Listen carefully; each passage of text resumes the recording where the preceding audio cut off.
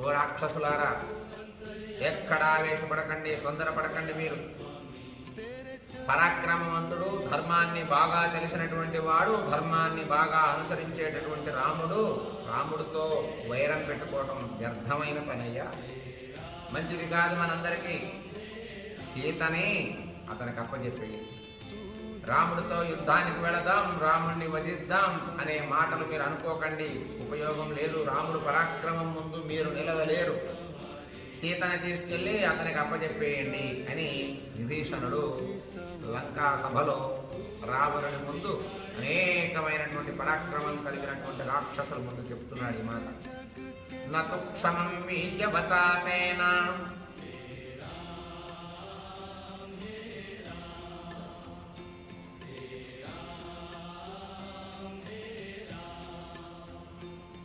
ధర్మానువర్తినా